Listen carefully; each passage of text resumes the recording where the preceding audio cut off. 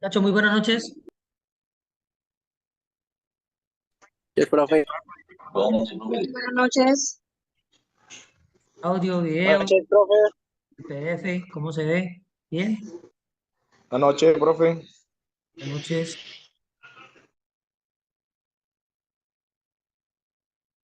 Bueno, aquí. El profe Julián ya llega. Muchachos, hoy les envié los temas. Digamos, cómo vamos hasta el momento en los temas, ¿cierto? Vuelvo y les reitero, les digo, tenemos que estar al 100%. Necesitamos hacer el simulacro y necesitamos hacer la verificación de ese simulacro, pero se nos está quedando el tiempo corto. Ya nos faltan mes y medio, mes y medio. Mes y medio se transforman como en 20, 25 clases nomás, ¿cierto? Digamos 30 clases, pero necesitamos ver temas como perfil, tenemos que reforzar lo que tiene que ver con competencias ciudadanas, tenemos que ver razonamiento cuantitativo. Entonces, el día de mañana tenemos nuevamente clase de, digamos, un refuerzo de lectura crítica. Siempre le he dicho que es la esencia, la base de esto es estudiar lectura crítica, estudiar competencias ciudadanas, porque tiene que ver con constitución y normas. Esta es la base de todo, ¿cierto? Ya el complemento es, digamos, lo que tiene que ver con perfil y lo que tiene que ver con razonamiento, esto es un complemento. Pero en realidad la esencia de todo el examen está en lectura crítica. Entonces, los temas que hemos visto hasta el momento es Constitución, Derechos Humanos. El Derecho Humano ya llamó un proceso, digamos, hoy culminaría la clase de Derechos Humanos con el profe Julián. La ley 599, el Código Penal, ¿cierto? Vimos todo lo de la conducta punible, vimos el refuerzo y hasta hicimos un ejercicio que era didáctico con muñequitos, algo como bastante, digamos, escuelero, como a mí me gusta, así como a la antigüita y para reforzar este tema, ¿cierto? La 906 que era ese complemento, digamos, el Código Penal y el otro el procedimiento penal. Aquí les pongo, digamos, en base a lo que van a evaluar, las atribuciones del fiscal, los órganos de policía judicial permanente, excepcionales, los otros son transitorios, ¿cierto? Elementos materiales probatorios, la cadena de custodia, el traslado de contenedor, las atribuciones del perito, las actuaciones del perito. Y esto, vimos lo que es la ley 1098, la ley 1407, 1407 y la ley 1755, ley 1801 y la 2179, 1952. La 2196 quiero que la volvamos a ver un pedacito. Y la 1801 también. Que quiero que volvamos a ver de la 1801. Lo que tiene que ver con los comportamientos contrarios. ¿Listo? Y digamos, los que no están señalados con color rojo, nos faltan. En estos días tenemos que terminarlo. Este mes tenemos que terminar estos temas. Profe, muy buenas noches. Álvaro, hola, ¿cómo estás? Y saludos a todos también. Muy bien, profe. Ya puede compartir, si quiere, yo ya acomodé aquí. Bueno, entonces estamos, ya estás grabando y toda la cosa. Sí, señor, sí, señor. Listo, espérame, pues yo comparto aquí la presentación.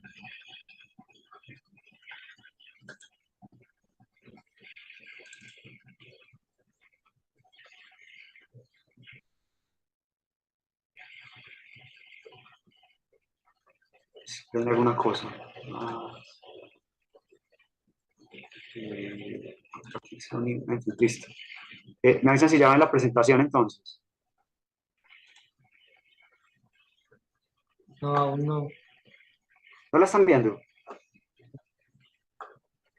No, no sé, profe. Solamente ver la pantalla de su computador. No, ese es el mío. Espera. Esperen un minuto, ¿por qué no se está viendo? Eh, a ver, yo miro si así. Ahí la ven, No, profe, no sé. no se ve. No, Espere. Pero lo cambio aquí y lo ponemos acá.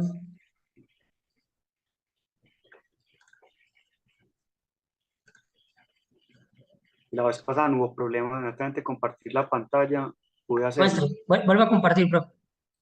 Voy a compartirlo, listo, voy a compartir primero la diapositiva y si no, comparto otra cosa. No, no, ya ahora sí.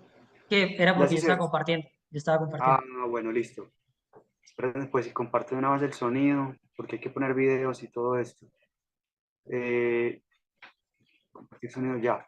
Listo, yo lo voy a poner en pantalla completa. Ustedes me dirán si ya se ve. Listo. Si quieren, si se ve bien, me dicen y arrancamos entonces.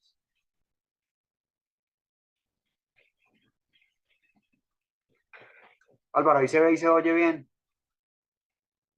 Perfecto, profe. Perfecto. Ya dice, profe, ese oye.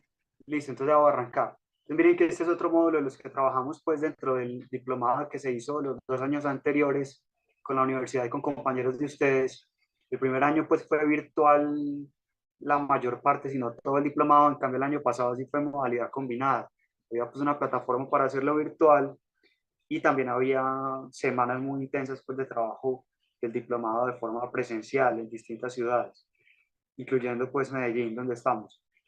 Este es otro módulo muy distinto. El primero que vimos las sesiones anteriores era sobre, digamos, la fundamentación de los derechos humanos. Tiene que ver ya es con la justicia transicional y el derecho internacional humanitario. Entonces, ¿se acuerdan que yo les hablaba que había unas normas que hacían parte del bloque de constitucionalidad, que eran las normas del DIH, el derecho internacional humanitario, que también hacen parte del bloque de constitucionalidad? Entonces, como si tuvieran el rango máximo o estuvieran integradas al texto mismo de la Constitución. Pero este es un cuerpo normativo muy particular que tiene que ver con la regulación de los conflictos armados, sean internos como el colombiano o internacionales como el que ocurre actualmente y desafortunadamente entre Ucrania y Rusia, en el territorio de Ucrania. Entonces vamos a ver un poco primero cuáles son esas nociones que tienen que ver con la justicia transicional, con el derecho internacional humanitario, y después vamos haciendo pues todas las clarificaciones conceptuales que tengan que ver con eso y ponemos ejemplos para que todo sea entendido de una mejor manera. ¿Listo?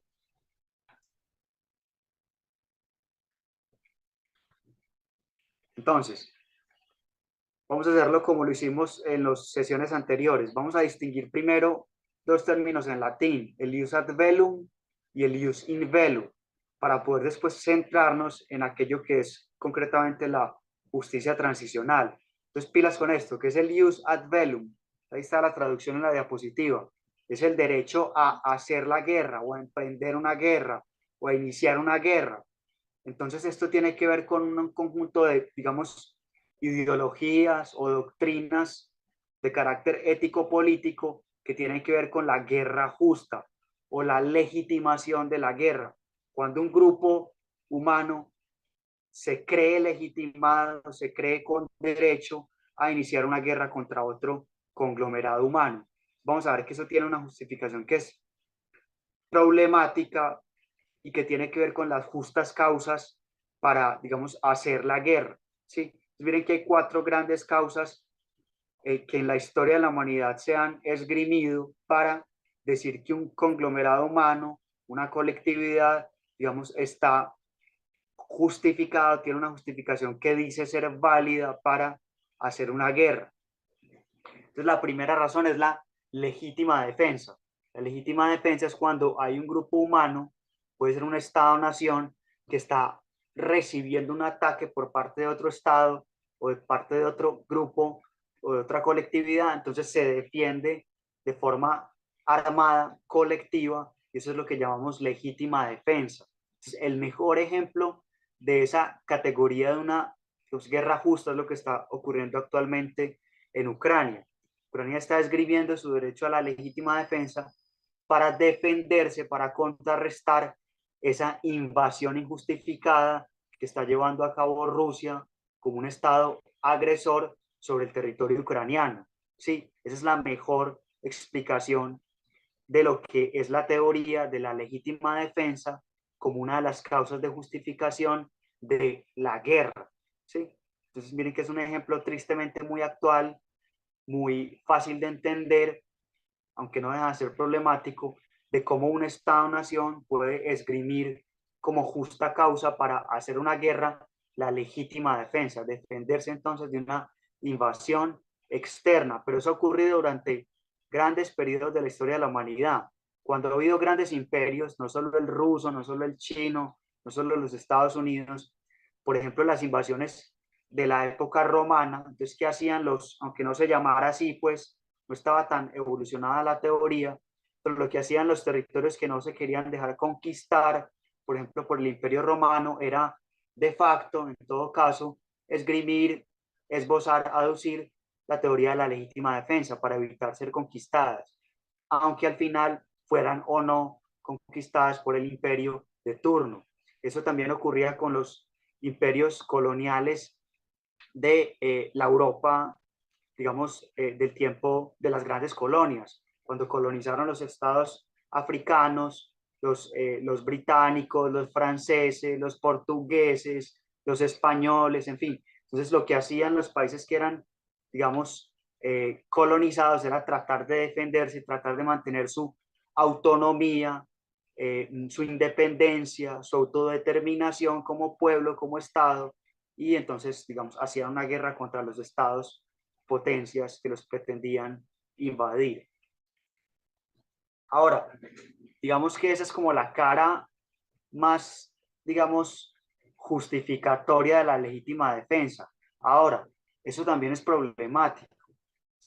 Si lo hemos visto aquí en el contexto del conflicto armado interno colombiano, los grupos paramilitares también han aducido una legítima defensa para, digamos, ejercer como un poder paraestatal y contrarrestar el accionar de las guerrillas, por ejemplo, las FARC, el ELN, el M-19, en fin, todas las que ha habido, usurpando el monopolio de la fuerza por parte del Estado. Entonces, miren que es muy problemático también el hecho de uno esgrimir la legítima defensa, porque lo que hacían los grupos paramilitares no solo era usurpar, digamos, el monopolio del Estado por parte de la fuerza pública, sino también cometer delitos muy graves, pues, propasarse con la población civil que ellos, digamos, rotulaban como colaboradores de la guerrilla o de la insurgencia. Entonces, miren que es problemática esa legítima defensa.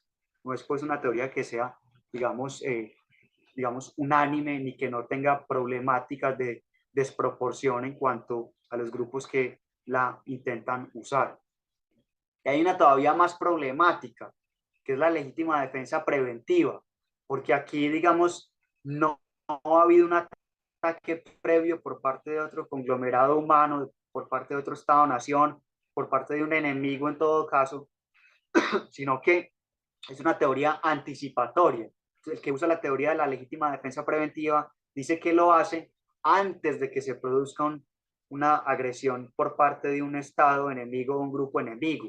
Entonces miren que es muy difícil de comprobar si realmente iba o no a haber un ataque inminente que justificara el uso preventivo o anticipatorio de la fuerza. Entonces eso ocurrió, para ponerles el caso, en la modernidad o en la contemporaneidad cuando los Estados Unidos invadieron Irak, porque ellos aducían que Irak tenía armas de destrucción masiva y que Saddam Hussein posiblemente iba a hacer uso inminente de ellas. Cuando Estados Unidos invade Irak y finalmente, digamos, se dan cuenta de que no había armas de destrucción masiva en ese país, entonces cae toda la teoría o la doctrina de la legitimación de la guerra ofensiva, una guerra de agresión contra un país como Irak, porque no había suficiente peso para probar que el régimen de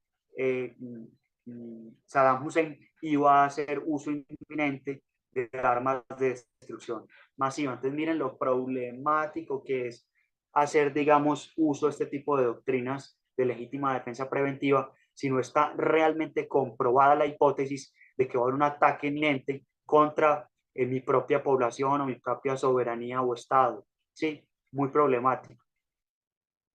Ahora, también hay otra doctrina sobre la guerra justa, que es la reivindicación de derechos subjetivos intersubjetivos o derechos colectivos de todo un Estado-nación, de todo un pueblo, de una colectividad que tenga una identidad particular. Entonces, ¿cuál es la cara problemática, pero en todo caso menos problemática?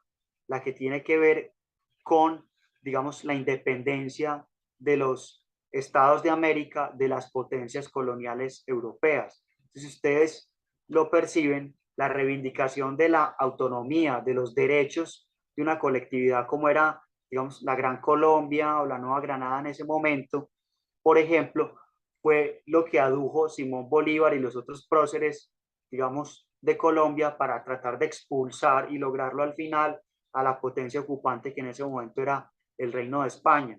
Ellos reivindicaron una independencia, unos derechos de los nativos que aquí vivían o de los colonos que aquí vivían para expulsar por la fuerza, es decir, a través de una guerra independentista, a quienes estaban, digamos, ejerciendo el control y el dominio sobre estos territorios. Eso ocurrió en toda la, digamos, la zona de Colombia, Venezuela, Bolivia, Ecuador, por Simón Bolívar y otros próceres, pero también ocurrió en el cono sur de América con San Martín, cuando, digamos, emancipó a Argentina, a Chile, a Uruguay y a los países del cono sur. Eso también ocurrió en Norteamérica con la guerra de independencia de los Estados Unidos de las potencias, pero en este caso británicas, ¿sí? Y entonces hay una pregunta muy importante que me hacen los estudiantes claves, que es, bueno, ¿y eso habría podido lograrse a través de métodos no violentos? Y es una pregunta que queda abierta, es muy difícil de responder, porque lo que ocurrió, por ejemplo, en Canadá fue que las potencias británicas y francesas que dominaban a Canadá lograron, digamos, firmar de forma negociada pacífica la independencia de Canadá, pero porque antes había habido una guerra muy cruenta con los Estados Unidos. Entonces ellos evitaron entrar en otra guerra así de fuerte con otro país que pretendía independizarse, que era Canadá, evitando los antecedentes de perder una guerra como lo habían hecho ya con los Estados Unidos. Entonces es muy difícil de saber si habría habido margen de maniobra para, digamos, lograr la independencia de los países de América sin haber incurrido en una guerra de reivindicación de derechos o de autodeterminación de los pueblos. Hasta ahí estamos claros. Ahora, ¿cuál es la cara más compleja de esta doctrina de reivindicación de derechos?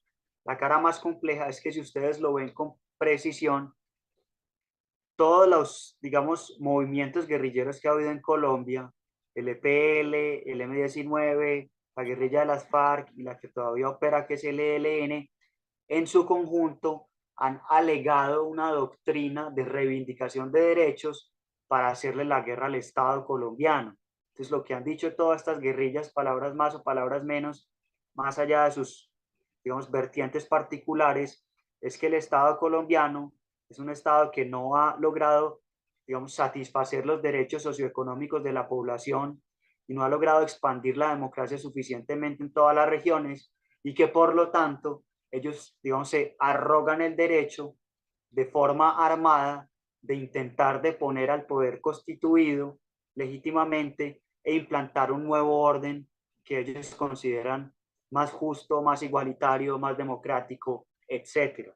Entonces, miren cómo es de problemático también reivindicar esta doctrina de la reivindicación de derechos individuales o colectivos, porque miren que esto puede causar un problema de desestabilización interna también, porque se generan grupos guerrilleros no solo en Colombia, sino un problema pues generalizado en el continente, que intentan derrocar al Estado para implementar o implantar un nuevo orden que según ellos pues pretende, digamos, hacer mucho más efectivos los derechos socioeconómicos, culturales y profundizar la democracia en la región, el continente en general o en particular en los países donde hacen presencia. ¿Sí? Y finalmente hay una doctrina incluso todavía más problemática de legitimación de la guerra, que es una guerra de carácter punitivo. Punitivo es como un castigo. Entonces miren que eso lo hablábamos con un ejemplo que poníamos en las sesiones anteriores, que cuando la guerra se hace como castigo o como sanción, entonces es una guerra que está enteramente legitimada simplemente por el hecho de uno haber recibido una agresión anterior, una agresión que ya no es inminente, una agresión que ya se terminó, pero entonces yo voy a castigar colectivamente a mi enemigo y a la población enemiga por haberme causado unos daños que yo considero injustificados. Entonces eso fue lo que hizo el Ejército Rojo de la Unión Soviética cuando finalmente todos los aliados lograron, digamos, derrocar al poder del ejército nazi, nacionalsocialista, lograron reducir a los nazis, lograron entrar en Alemania, y lo que hizo el Ejército Rojo fue, digamos, matar, torturar, violar, cometer ejecuciones extrajudiciales contra los comandantes nazis como una guerra de punición o de castigo, como consecuencia o como retaliación o como venganza, porque los nazis habían intentado invadir a la Unión Soviética cuando tenían, digamos, a su favor digamos, la correlación de fuerzas durante la Segunda Guerra Mundial, ¿no? Hasta ahí estamos claros en eso, en las posibles formas de legitimar la guerra, pero también los gravísimos inconvenientes que eso tiene.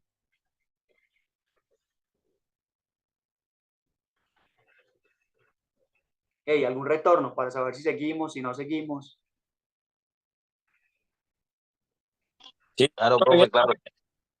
Listo, yo le pido sobre todo el favor a Álvaro que si, digamos, todo está claro, que me dé luz verde para saber, pues, si sigo avanzando, porque miren que esto es virtual y es difícil, pues, uno saber si, digamos, los conceptos están siendo claros para ustedes. Ahora, hay otra cosa que es muy importante, aquí otro concepto que se relaciona mucho, pero que es opuesto, que es el jus in bello. El jus in bello es el derecho en la guerra o durante la guerra. Entonces aquí el supuesto es muy distinto, porque aquí ya es un hecho claro que hay una guerra en curso, internacional o un conflicto armado interno, cualquiera de las dos vertientes. Y el hecho es que ya la guerra está en curso independientemente de la razón por la cual la guerra haya iniciado. Entonces lo que trata el jus in bello o el derecho en la guerra es tratar de humanizar esa confrontación armada. Y para tratar de humanizar esa confrontación armada que se está llevando a cabo es que existen unas normas internacionales de derecho internacional humanitario. Entonces, este es el famoso DIH, o Derecho Internacional Humanitario, que es el que trata de que la guerra que ya está en curso, por la razón que sea, no siga escalando y no siga teniendo efectos cada vez más complejos, más problemáticos sobre los ejércitos que se están enfrentando, pero también sobre las poblaciones civiles inermes que están en medio de la confrontación. Entonces, por eso es que existen tres principios básicos de derecho internacional humanitario, que son los que tratan de llevar, digamos, a la práctica esa pretensión de humanizar la guerra, de humanizar los conflictos armados internacionales o internos. El primer principio es el principio de distinción, es decir, los combatientes que ya, digamos, están en conflicto armado tienen que evitar al máximo posible, es decir, tienen prohibido, digamos, utilizar todo el aparataje armado en contra de la población civil. Hay que distinguir los combatientes enemigos de la población civil del Estado enemigo, por ejemplo, y las acciones militares y bélicas no se pueden dirigir contra la población civil porque entonces estaría rompiendo el principio de distinción. Si ustedes ven en Ucrania eso no se ha respetado y las dos partes, pero sobre todo el ejército ruso ha, digamos, lanzado bombardeos indiscriminados contra, por ejemplo, hospitales, escuelas, templos religiosos, en fin, eso es la violación flagrante del principio de distinción, ¿sí? Porque no solo están usando su arsenal militar contra la contraparte, digamos, armada, sino también contra la población civil, contra los ucranianos. Ahora, también está el principio de humanidad.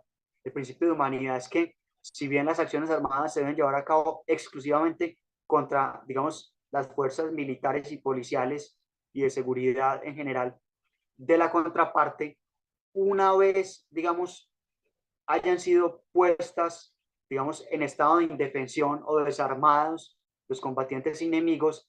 A los combatientes enemigos que están desarmados no se los puede torturar, no se los puede ejecutar de forma sumaria o extrajudicial, no se los puede tratar de forma cruel o inhumana, porque siguen siendo seres humanos. Entonces, si eso ocurre, pues hay una violación del principio de humanidad, porque aun cuando sean personas que hicieron parte o hagan parte de las Fuerzas Armadas enemigas, cuando ya no están representando un peligro, ya no hay un combate armado, no se las puede tratar con inhumanidad, crueldad, matarlos, torturarlos, en fin, eso violaría el principio de humanidad, que quiere decir que todos, independientemente de quiénes seamos, somos seres humanos, tenemos una dignidad inherente, como lo veíamos, y por lo tanto esa debe ser respetada incluso en los combatientes enemigos o de la contraparte. Y eso aplica también para los conflictos armados nacionales o internos, es decir, con respecto a los combatientes paramilitares,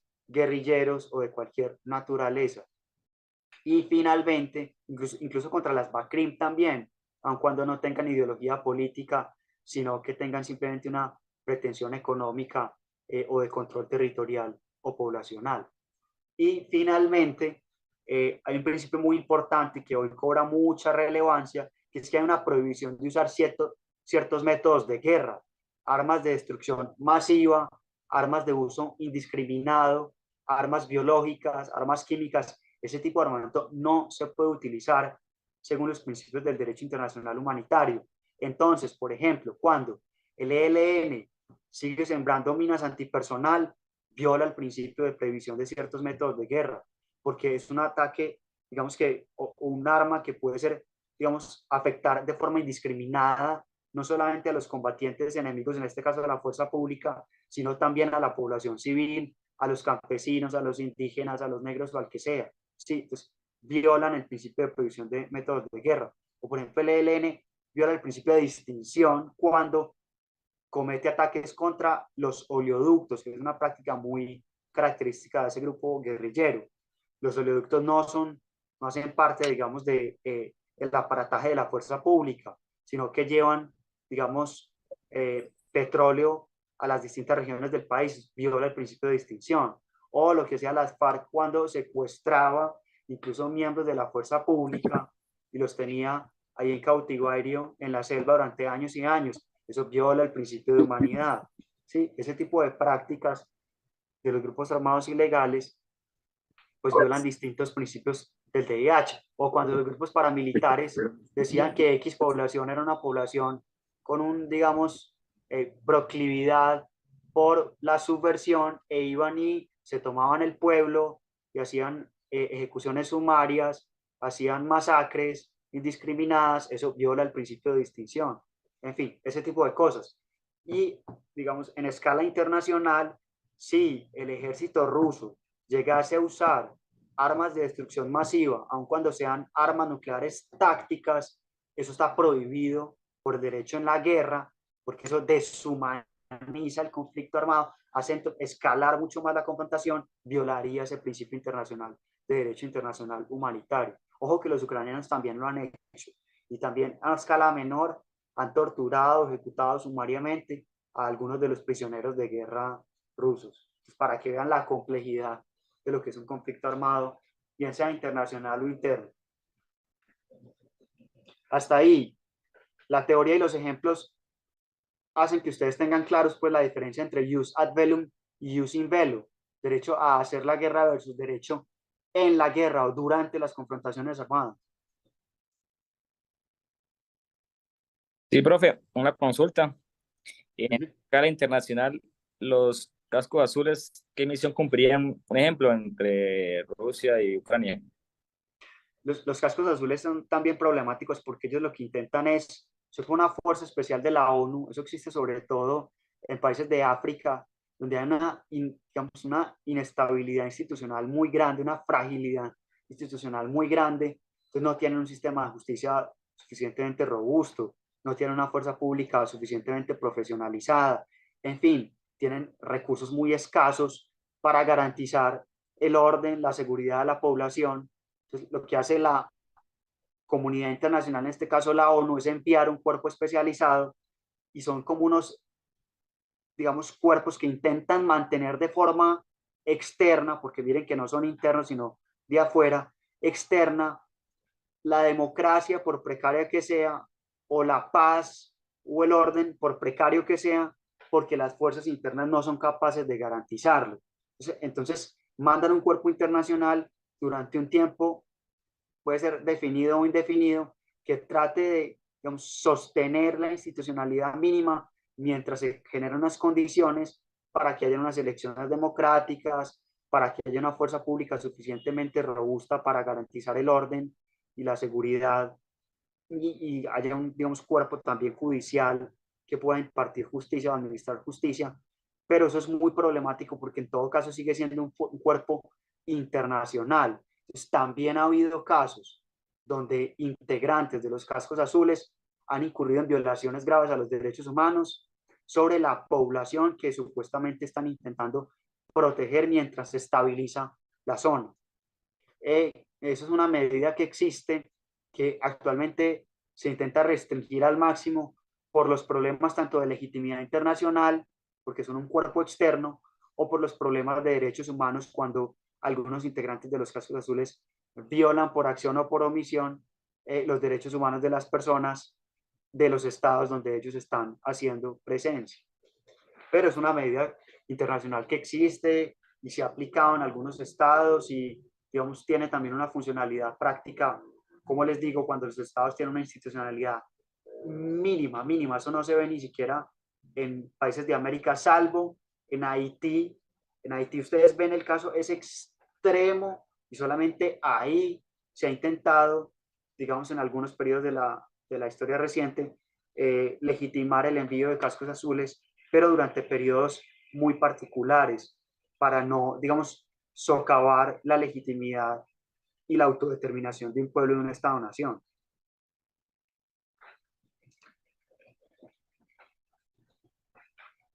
O sea, muy buena pregunta. Otra pregunta, seguimos con la diapositiva siguiente.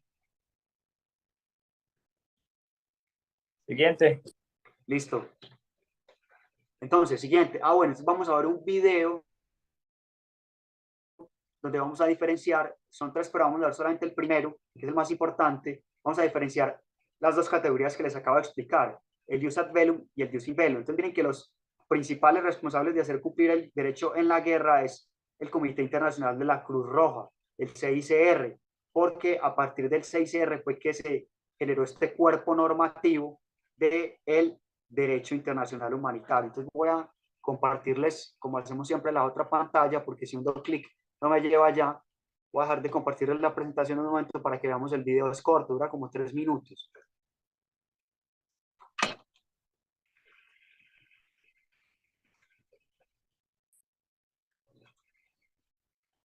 Espérenme, yo abro.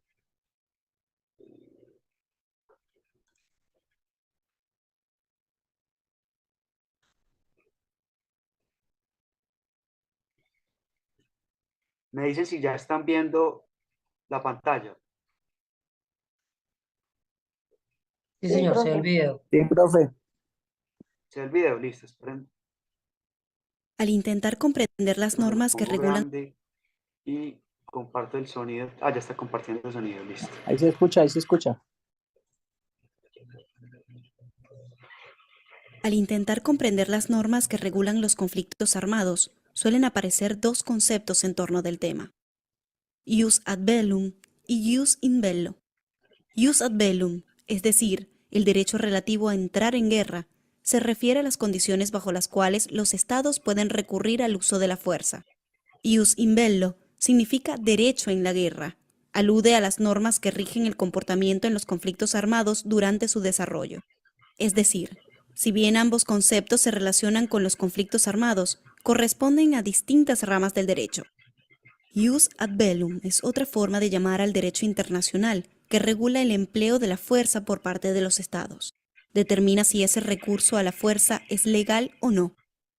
El artículo 2, sección 4 de la Carta de las Naciones Unidas establece lo siguiente: los miembros de la organización en sus relaciones internacionales se abstendrán de recurrir a la amenaza o al uso de la fuerza contra la integridad territorial o la independencia política de cualquier Estado, o en cualquier otra forma incompatible con los propósitos de las Naciones Unidas. Son excepciones a esta prohibición los actos en legítima defensa y los actos autorizados por el Consejo de Seguridad de la Organización de Naciones Unidas. Jus in bello es otra forma de llamar al derecho internacional humanitario. No determina si un conflicto armado es legal o no. Ese aspecto no concierne al derecho internacional humanitario. Lo que sí establece son reglas claras cuando se produce un conflicto armado. Estas normas son consagradas principalmente en los convenios de Ginebra de 1949, sus protocolos adicionales y el derecho internacional humanitario consuetudinario para conflictos armados internacionales y no internacionales. Regulan cuestiones que van desde el trato a los heridos hasta la prohibición de los ataques contra las personas civiles. El derecho internacional humanitario se aplica a todas las partes en un conflicto armado, independientemente de los motivos para combatir, de quienes se consideran habilitados para emplear la fuerza y de la legalidad o ilegalidad según el jus ad bellum. Por eso la diferencia entre estos dos términos debe ser clara. Jus ad bellum es el derecho internacional que regula el empleo de la fuerza por parte de los estados.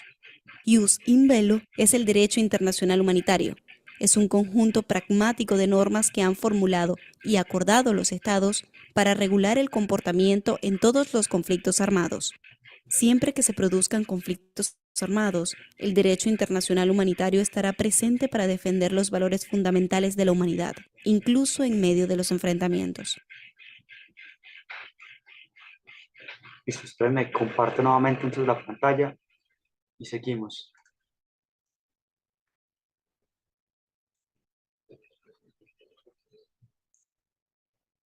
Me dicen si ya se ve.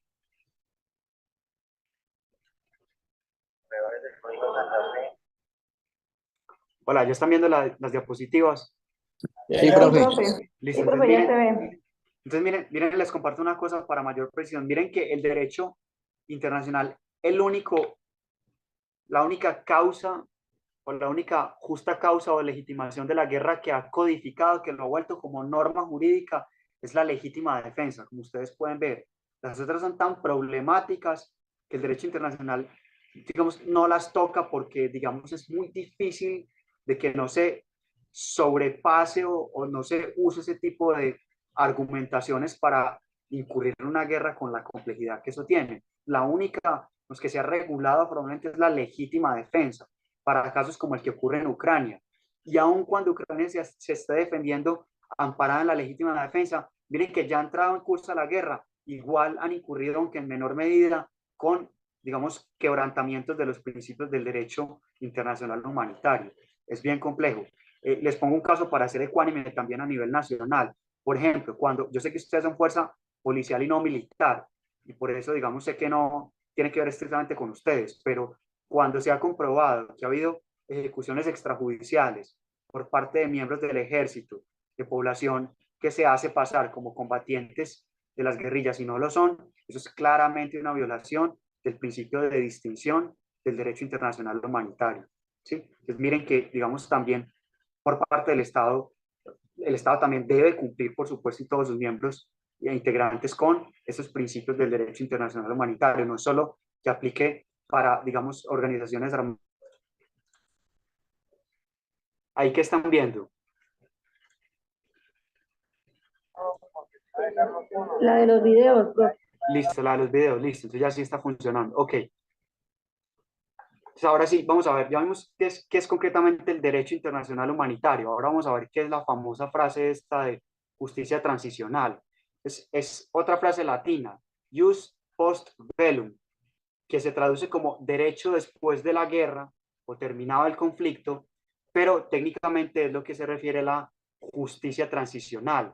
Miren que cuando hablamos de justicia transicional, entonces es justicia de transición, justicia para la transición, es la justicia que está adecuada, adaptada para garantizar una transición, bien sea de un estado de guerra a un estado de paz o de ausencia de conflicto armado, o de un estado de dictadura, como ha ocurrido, por ejemplo, en los países del Cono Sur, Argentina, Chile, Uruguay, a un estado de democracia plena o por lo menos pues incipiente.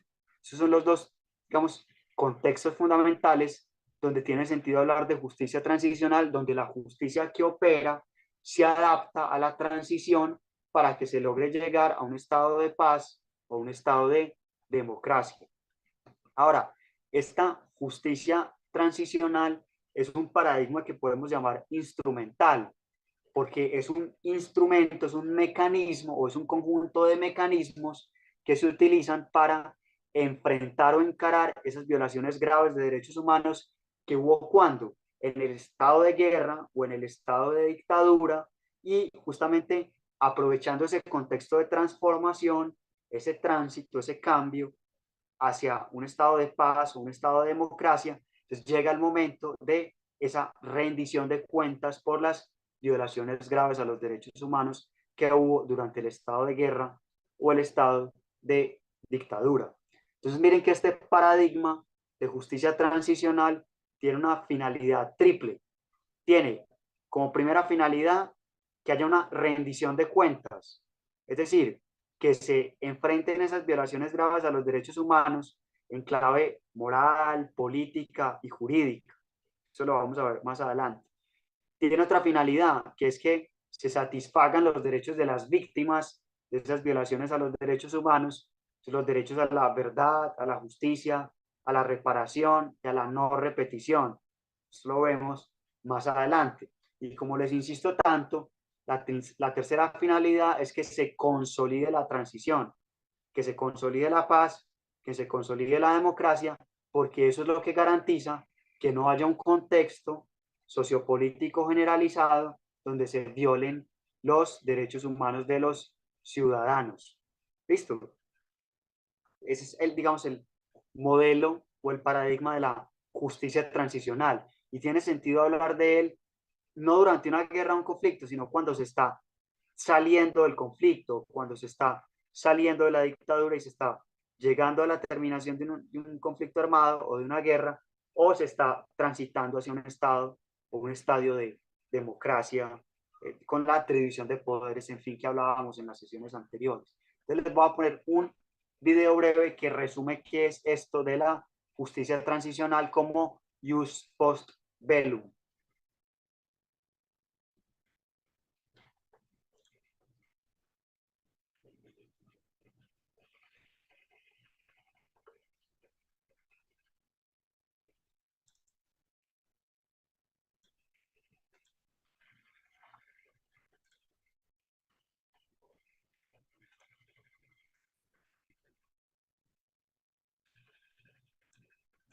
Hola, hoy voy a contarles en 2 minutos qué significa este cuento de la justicia transicional.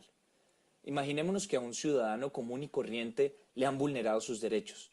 Esto puede pasar por muchas causas, pero supongamos que el ciudadano ha sido objeto de violencia física o que lo han extorsionado, que lo han amenazado o incluso que ha visto cómo le asesinan a algún familiar o un ser querido. Pues bien, este ciudadano podría acudir ante los jueces, ante la justicia, para hacer valer sus derechos e incluso para buscar una reparación. Pero ¿qué ocurre si en determinados casos estas violaciones se producen de manera masiva? Es decir, si son muchos los ciudadanos que han visto vulnerados sus derechos. Esto normalmente solo ocurre en una dictadura, en donde el régimen se vale del uso de la fuerza para mantenerse en el poder, o en casos que, como el colombiano, hay varios grupos ilegales enfrentados con el Estado en un conflicto armado interno. Es solamente para estos casos de violencia generalizada para los cuales se inventó la justicia transicional. Se trata de medidas que son extraordinarias, que son fuera de lo común, para hacerle frente a una situación que también es fuera de lo común. Es como si pusiéramos en una balanza una receta que comprende ingredientes de justicia, por supuesto, pero también que incluye ingredientes de esclarecimiento de la verdad, de búsqueda de la verdad, qué fue lo que ocurrió en esas violaciones graves y masivas a los derechos humanos, y se le incluye un ingrediente muy importante de reparación. Con todo eso, lo que se busca es que se pueda lograr hacer tránsito hacia la paz. Y ojalá que esa situación de paz no tenga retorno, es decir, que perdure en el tiempo para que no haya una repetición de las violaciones graves, masivas a los derechos humanos. Esto es lo que comprende la justicia transicional. Vuelve y comparte entonces la pantalla de las diapositivas. Me dicen si la ven y si tienen preguntas para pasar a la diapositiva siguiente. ¿Quedó claro un poco el concepto de qué es lo que es?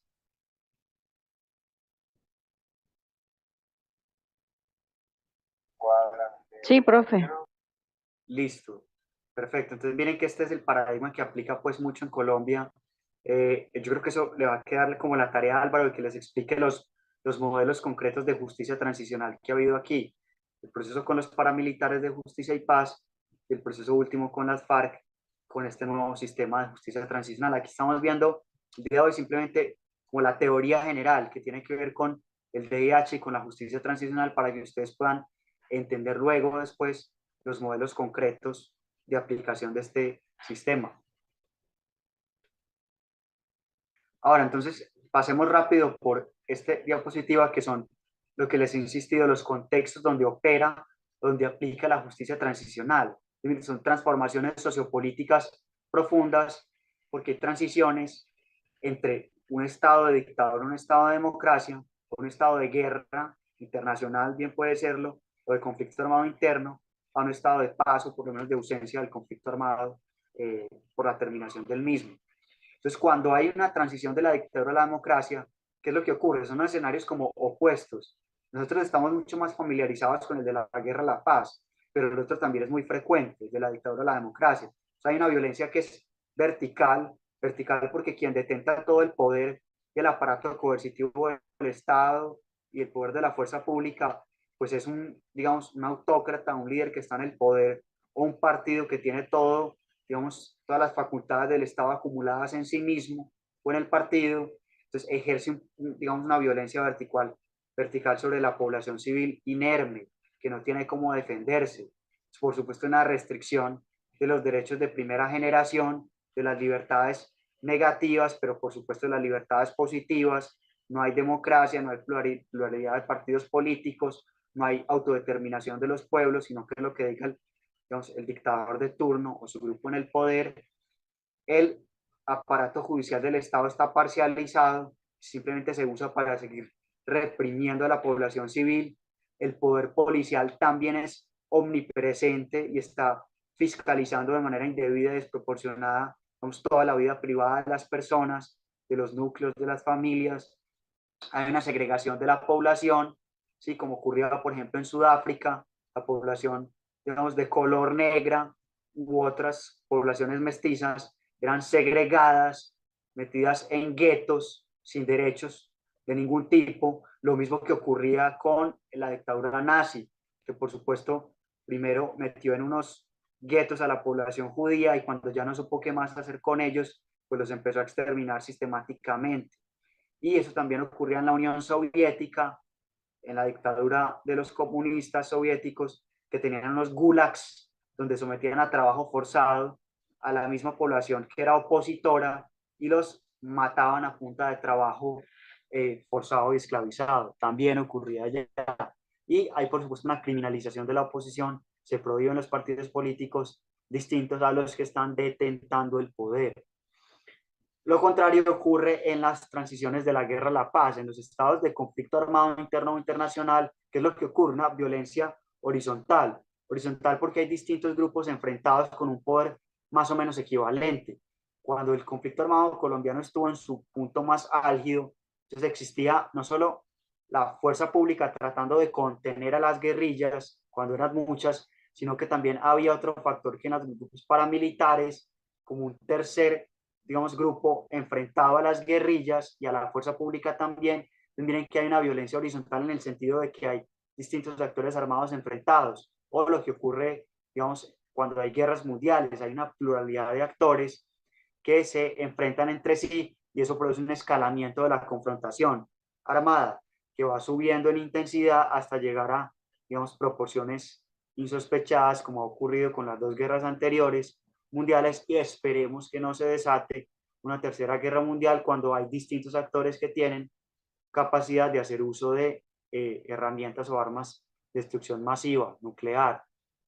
Entonces, miren, hay una diversidad de actores armados, hay una ruptura del tejido social. Eso es muy importante, porque las poblaciones empiezan, digamos, a como, digamos, identificarse con algunos grupos guerrilleros, paramilitares, con la fuerza pública por ser la fuerza legítima del Estado, se rompe el tejido social y, o, por ejemplo, si hay poblaciones que han sido víctimas de la guerrilla, entonces generan una, digamos, aversión por ese grupo, o víctimas de los paramilitares, entonces ya no quieren tener nada que ver con ese grupo, o eventualmente víctimas de algún actor estatal, ya no quieren tener nada que ver con el Estado, eso rompe el tejido social entre las comunidades y contra los actores que han sido los causantes de su victimización. Y finalmente, ese tipo de confrontaciones de violencia horizontal entre la guerra y la paz genera una debilidad institucional, porque claro, hay una cantidad, digamos, hay por dos por lo menos, o pueden ser tres o más actores enfrentados, y eso genera que los estados legítimos no tengan la capacidad de tener un monopolio de la fuerza del aparato coercitivo del Estado, debilita las instituciones estatales, no solo a la fuerza pública, sino también a la justicia y a los, digamos, caras también más sociales del Estado, que no tienen la capacidad de llegar a los territorios donde están las comunidades más vulnerables o más pobres, y eso genera entonces un debilitamiento general del Estado en su conjunto. Hasta ahí, preguntas, comentarios, observaciones.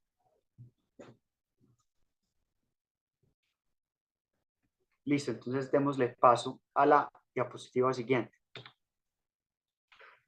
Ahora, aquí es una cuestión que, digamos, un poco tocamos en la clase anterior, pero también es importante distinguir qué no es justicia transicional y otros paradigmas que pueden estar relacionados, pero que no son justicia transicional. Por ejemplo, la justicia distributiva. ¿Se acuerda cuando hablábamos de los derechos sociales, económicos y culturales que descansaban sobre el paradigma de la justicia distributiva?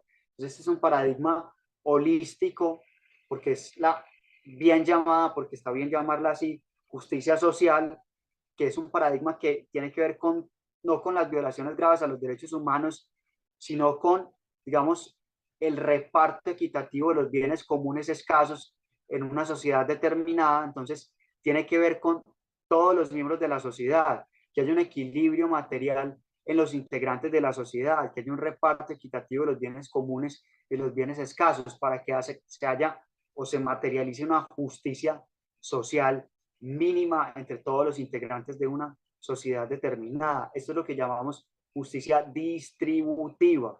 Eso lo veíamos en las sesiones anteriores, y este es como, digamos, el paradigma sobre el cual descansa ese conjunto de normas jurídicas que tienen que ver con los derechos sociales, económicos o socioeconómicos y culturales. Este es el trasfondo.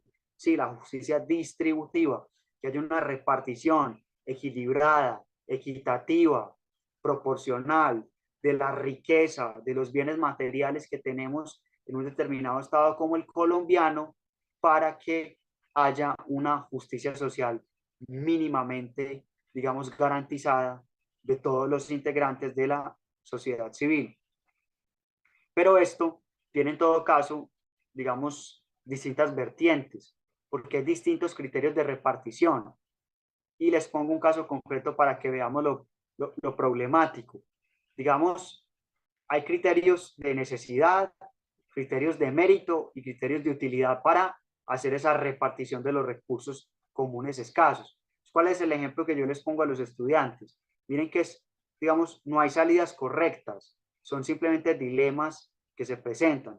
Si tenemos una flauta, tenemos solamente una flauta, esa flauta se la vamos entonces a entregar a un niño que no tiene juguetes, es decir, criterio de necesidad, él no tiene más juguetes, le entregamos la flauta al niño que no tiene juguetes, o le entregamos esa sola flauta al niño que construyó ese instrumento musical por haberlo construido, entonces criterio del mérito, o le entregamos esa flauta al niño que la sabe tocar, el criterio de utilidad. Él puede que tenga otros juguetes, puede que no la haya construido, pero es el que la sabe tocar. Entonces, ¿a qué niño le entregamos esa flauta? Entonces, utilizamos criterios de necesidad, criterios de mérito, criterios de utilidad. Entonces, eso es lo que, los tres criterios son válidos, los tres criterios son legítimos, pero no se pueden, digamos, aplicar a la misma vez, dependiendo de la orientación política de los gobiernos de turno. Entonces, los gobiernos le dan prioridad más a los, digamos, criterios de necesidad, a los criterios de mérito, a los criterios de utilidad. ¿Sí me entienden? Así es como opera esto, y no son criterios, digamos, errados, todos son perfectamente válidos, todos tienen un trasfondo de legitimidad en la justicia distributiva, pero dependiendo de la sensibilidad política del gobierno o del gobernante de turno, pues le da mayor prioridad a alguno de estos criterios. ¿Hasta ahí estamos claros?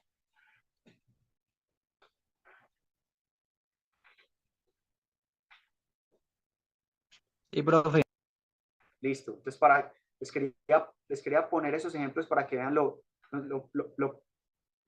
es problemático, pero en sentido positivo, la riqueza de los distintos criterios que existen para hacer la distribución de los bienes, para cumplir en todo caso con el paradigma de la justicia distributiva. Pero ojo, miren que esta no tiene que ver nada con dictaduras, ni con guerra, ni con conflictos armados. Aquí no estamos hablando de violaciones graves a los derechos humanos de forma violenta. Aquí estamos hablando simplemente de la repartición de la riqueza que tenga un Estado. Ahora, hay otro criterio de justicia, otro paradigma que sí tiene que ver con esto que estamos hablando nosotros, que es la justicia retributiva. La justicia retributiva es un paradigma reactivo, reacciona, es una, o sea, consecuencia ante una acción previa que hubo de antemano. Entonces, ante una acción previa que hubo, sí tiene sentido hablar de un paradigma de justicia retributivo, de retribución. Entonces, ¿cuáles pueden ser los dos tipos de acciones que dan lugar a que haya una justicia retributiva, de retribución? Entonces, hay una acción original que puede ser positiva, como por ejemplo un contrato de trabajo. Entonces, a ustedes, por ejemplo, que son miembros de la fuerza pública, cada mes se les paga un salario, se les paga un salario por el servicio que nos brindan a todos los ciudadanos en términos de orden, de seguridad y de justicia. Entonces, ese salario que ustedes reciben a cambio es una retribución por el servicio que ustedes prestan. Entonces, ese es un paradigma de justicia retributiva. Ustedes ofrecen una prestación de un servicio que es un bien para la comunidad, que es constructivo, que sirve, que nos, digamos, garantiza seguridad, orden y justicia. Entonces hay una retribución por parte del Estado en términos de un salario y otras prerrogativas o prebendas que ustedes tienen, pues, pero para simplificar, un salario. O yo cuando doy clases en la universidad, ¿sí? Cuando doy clases en la universidad y se termina el mes, me pagan a mí también un salario por ese esfuerzo que yo hago educando a los alumnos. Ese es el mejor ejemplo o el ejemplo típico de una retribución justa, un salario por un esfuerzo que yo hago al final de un mes o quincenal o como sea. ¿Sí me entienden? Ahí. O cuando yo voy a un supermercado y me llevo hago un mercado, me llevo un producto, si no estoy robando, lo que yo hago es pagar un precio. Cuando yo pago un precio, también es una retribución por ese bien que yo me estoy llevando, ¿sí? Es un, digamos, es un gana-gana, por así decir. Pero esta es la parte fácil. La parte difícil es cuando la acción original causó un mal social o causó un mal sobre otra persona o sobre una comunidad. Y el ejemplo típico es un delito. Si uno comete un delito, entonces entra a operar la justicia retributiva y se supone que al delito que yo cometí, entonces le es equiparable una pena, una sanción penal que impone un juez que tenga esas atribuciones por haber causado un mal, tanto a la víctima del delito como a la sociedad en su conjunto, desestabilizando el orden y la justicia. Entonces, ese es el ejemplo típico de una acción negativa que da lugar a una reacción de tipo retributivo, en este caso a través de una sanción penal.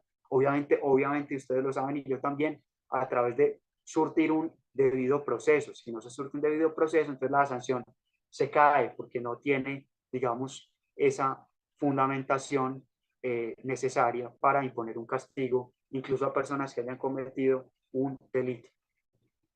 Hasta ahí, claridad sobre el tema.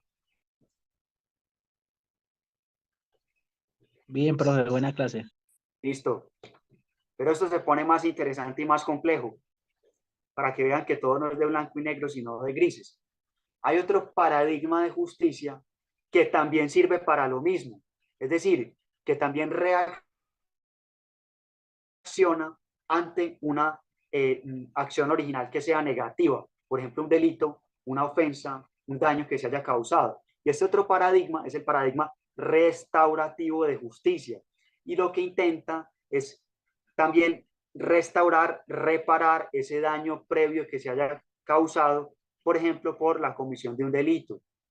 Pero entonces miren que aquí opera un fenómeno completo. Este paradigma es como lo opuesto a la justicia retributiva.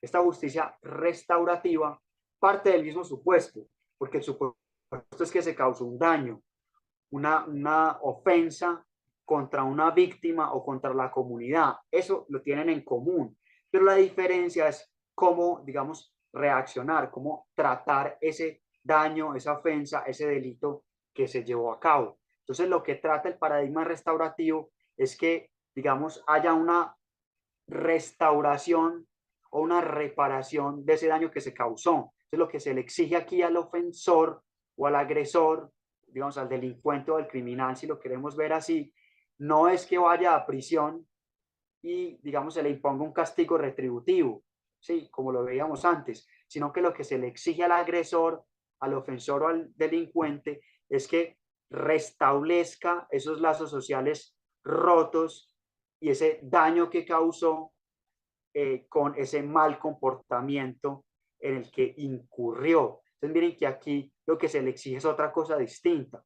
Lo que se exige no es que se le lleve a prisión, ¿sí? Sino que él actúe de forma propositiva, reparando en todo caso el daño causado a la víctima o a la comunidad en su conjunto. Porque en el fondo lo que este paradigma quiere es que se restablezcan los lazos sociales que se rompieron, que se resquebrajaron al momento de que una persona de forma injustificada o un grupo causó un daño sobre una víctima o sobre una comunidad en su conjunto. Y miren que hay aquí otro tipo de, digamos, exigencias muy distintas, porque cuando uno va a prisión no le exigen nada, vaya a prisión y punto, así no repare el daño, no reconozca la responsabilidad, nada, va a prisión y punto. Esa es la forma retributiva de entender el asunto. La forma restaurativa de entenderlo puede que sea, listo, lo importante no es tanto llevar a prisión a la persona que causó un daño, sino exigirle cómo es que va a reparar, cómo es reconocer la responsabilidad sobre lo que dice, cómo va a reparar a las víctimas y cómo va a restablecer el daño que causó sobre, por ejemplo, una comunidad en su conjunto. Entonces, miren que son respuestas opuestas ante una misma, digamos, acción de base, que fue un delito, una acción que causó un daño, que desestabilizó el orden, en fin, ese tipo de cosas. Vamos a ver un O sea, siempre video. tiene que reparar, profe. Sí, Sí claro, o sí tiene, tiene que sí haber o un sí tiene que reparar. correcto. Vamos a ver un Y se, video. Hola. profe, ¿y repara en qué sentido? ¿Siempre tiene que ser económico o hay alguna otra manera? No, esa es una buena pregunta. La reparación económica es muy buena pregunta, es solo una forma de reparación, pero puede haber, hay unas formas de reparación que también son simbólicas. Por ejemplo, el mismo reconocimiento de la responsabilidad. Sí, mire, yo me equivoqué, hice esto y aquello. Esa es una forma de reparación simbólica. Muchas veces en los procesos más complejos, sobre todo los que tienen que ver con violaciones a los derechos humanos, lo que piden las víctimas no es principalmente plata o reparación económica, sino reparación simbólica.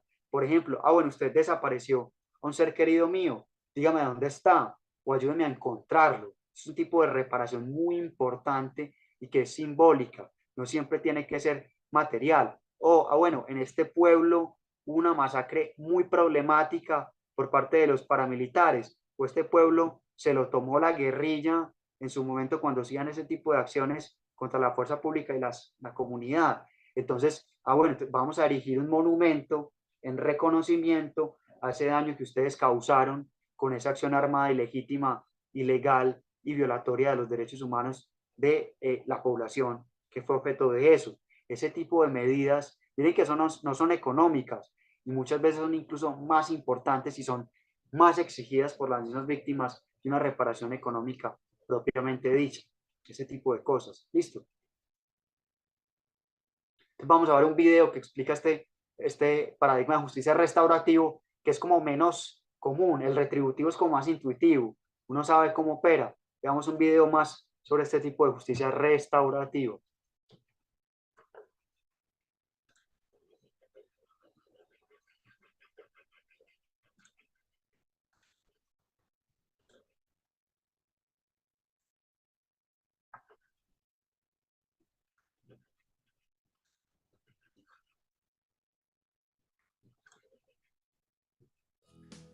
Ante un crimen, ya conocemos de sobra la forma que funciona la justicia tradicional.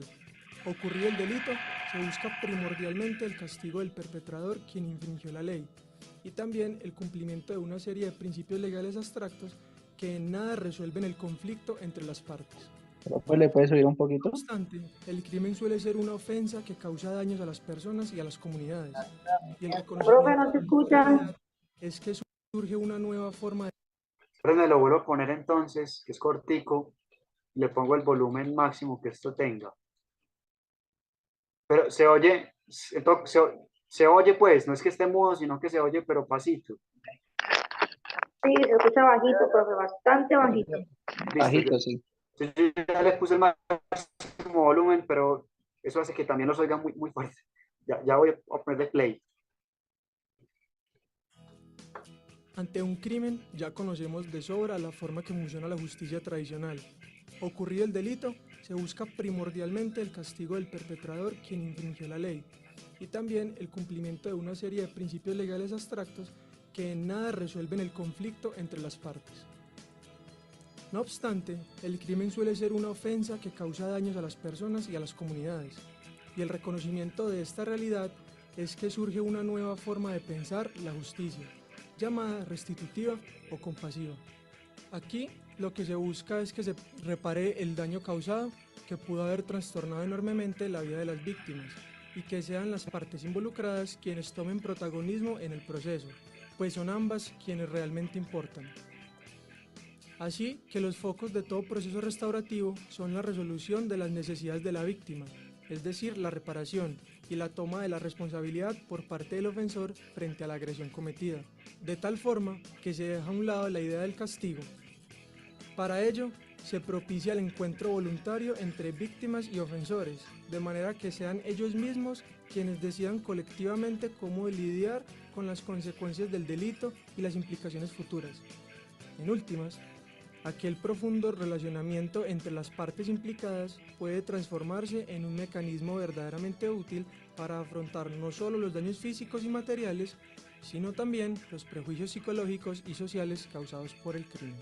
En resumen, es posible que nos encontremos frente a una forma más democrática y humana de hacer justicia, o al menos puede que así lo sea una sociedad que valore más el perdón y la reconciliación que el castigo y el rencor.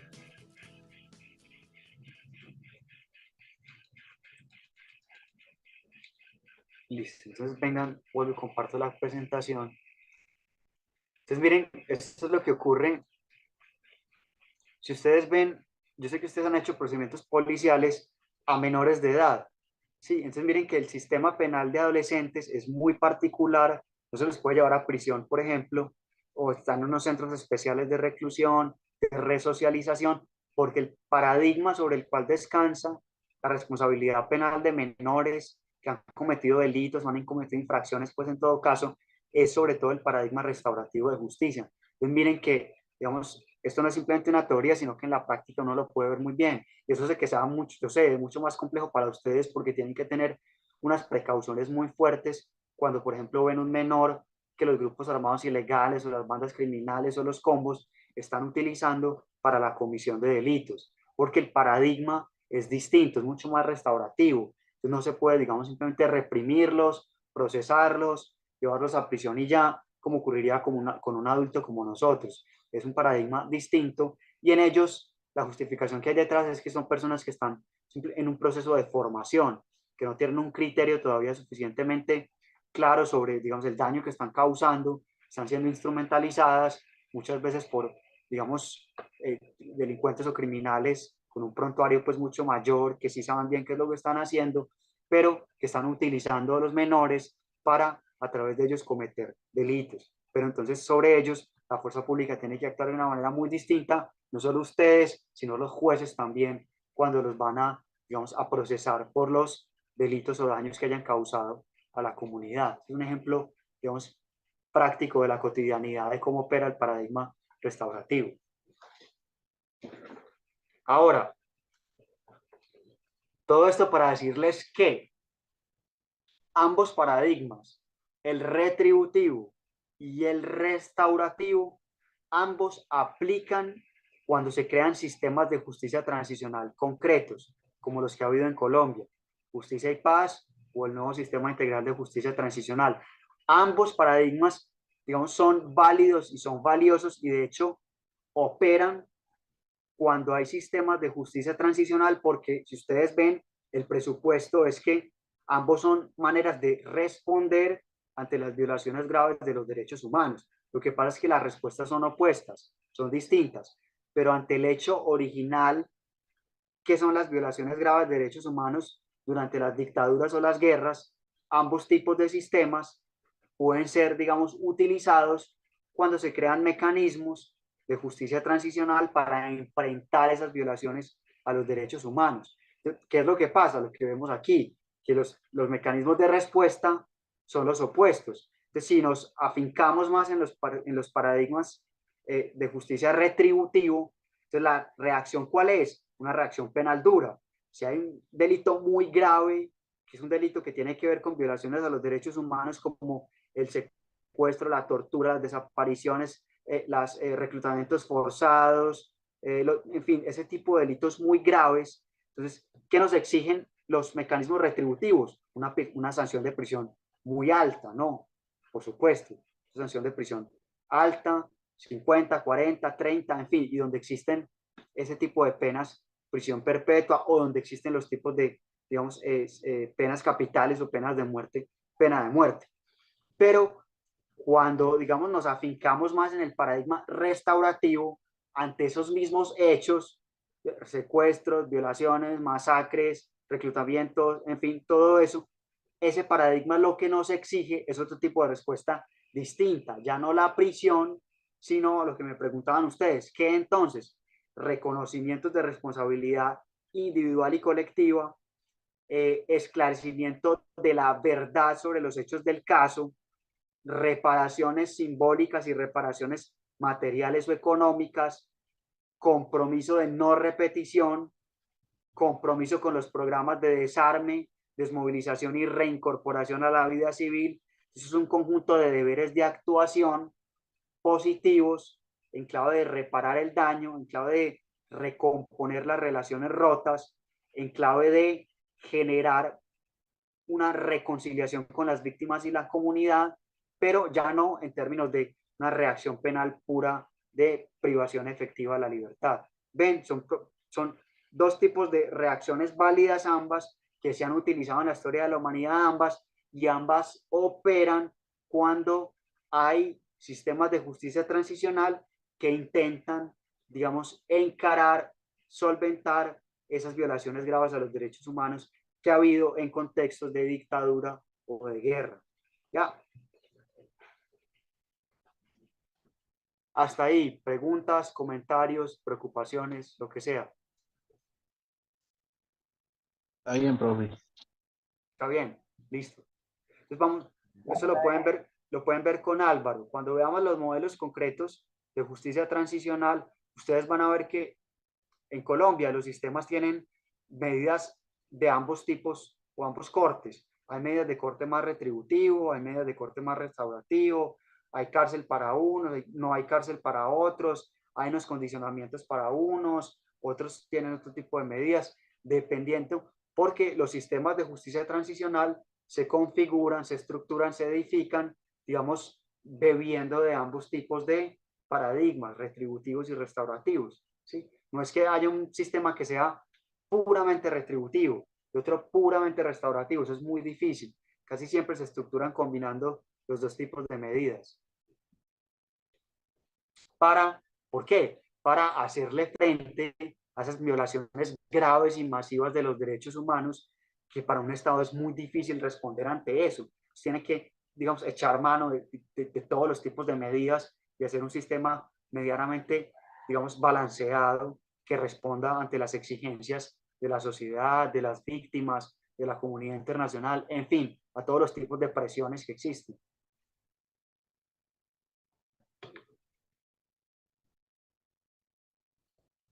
Ahora, vamos a ver los principales derechos.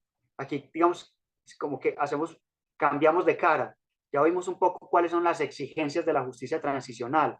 Ahora vamos a ver cuáles son los derechos concretos que tienen las víctimas cuando, digamos, se aplican esos escenarios de justicia transicional para solventar, encarar o afrontar esas violaciones a los derechos humanos que hubo en escenarios de guerra o de dictadura. Primerísimo derecho, clave, el derecho a la verdad. El primer derecho que es clave es el derecho a la verdad, porque sobre la base de conocer los hechos es que se puede, digamos, atribuir responsabilidad de cualquier naturaleza, moral, política, jurídica. Entonces, el derecho a la verdad es una exigencia de los procesos de justicia transicional y tiene que ver, digamos, es claro, con el esclarecimiento de esas violaciones graves a los derechos humanos. Entonces, digamos, es el trasfondo, esclarecer, conocer esas violaciones graves de los derechos humanos. Y tiene dos dimensiones, una dimensión individual y una dimensión colectiva. En la dimensión individual, lo que se pretende justamente es conocer esas circunstancias concretas de violaciones graves a los derechos humanos. Entonces, que las víctimas concretas, sus familias y sus seres queridos sepan, digamos, las modalidades de tiempo, modo, lugar, donde una persona fue ejecutada, no sé, extrajudicialmente, desaparecida, reclutada, secuestrada, en fin, todas las modalidades de violaciones graves a los derechos humanos, pero no en el sentido concreto. Una familia, un ser querido quiere saber qué pasó, por qué pasó, cuándo pasó, quién lo hizo, sobre, digamos, su ser querido. Y hay una dimensión colectiva. La dimensión colectiva no es conocer, sino comprender en un sentido ya conjunto las circunstancias estructurales que dieron lugar a que en una sociedad determinada hubiera un conflicto armado interno, hubiera una dictadura. Porque digamos, una cúpula militar derrocó al presidente de turno y se auspició en el poder durante, no sé, 10, 20, 30, 40, hasta 50 años, porque lo he sabido. Porque en Colombia se crearon 2, 3, 4, 5 guerrillas que intentaron en su momento cada una, digamos, derrocar al Estado, al poder establecido e implantar un nuevo modelo de gobierno y de Estado. ¿Y por qué surgieron los paramilitares? Los paramilitares porque empezaron a incurrir en prácticas también violatorias de los derechos humanos. En fin, es comprender el conjunto estructural de las circunstancias que dieron lugar al conflicto, a la dictadura y que dieron lugar también, que posibilitaron la persistencia en el tiempo de ese escenario extraordinario de guerra o de dictadura, con base en el cual se cometieron las violaciones graves a los derechos humanos. ¿Listo? Y que son dos dimensiones muy distintas, pero que en todo caso tienen que ver con el derecho a la verdad. Y hay dos maneras igualmente distintas de satisfacer ese derecho a la verdad, en un escenario judicial y en un escenario extrajudicial. La verdad judicial se lleva a cabo en procesos igualmente judiciales, en la administración de justicia, y lo que trata es de reconstruir esos hechos de los casos concretos. Entonces, por eso es que el derecho a la verdad individual se satisface normalmente en el escenario de la verdad judicial, porque la verdad judicial, como lo dice el dicho, digamos, el que mucho abarca poco aprieta. Esta aprieta mucho, es muy profunda, pero abarca menos, porque la verdad judicial lo que trata es ir al fondo de las violaciones concretas, particulares o específicas de violaciones a los derechos humanos. Por eso es muy exhaustivo. La verdad judicial es exhaustiva, va a lo profundo del caso, pero no tiene la capacidad de abarcar, digamos, lo que pasó en sentido amplio, las dimensiones estructurales que dieron lugar al conflicto o a la dictadura. En cambio, y por oposición, la verdad extrajudicial es la que tiene esa capacidad de clarificación global de las violaciones a los derechos humanos, y por eso hay instrumentos institucionales muy particulares que son las comisiones de la verdad, que ha habido en países que han sufrido dictaduras o guerras por igual. Se instituyen comisiones de la verdad. En Colombia la hay, también acaba de terminar sus labores, y esas comisiones de la verdad son instrumentos institucionales especializados para clarificar en un sentido global ese conjunto de violaciones graves a los derechos humanos que ocurrieron en los escenarios, digamos, extraordinarios de guerra, de conflicto armado interno o internacional, o en escenarios de dictaduras. Hasta ahí estamos claros.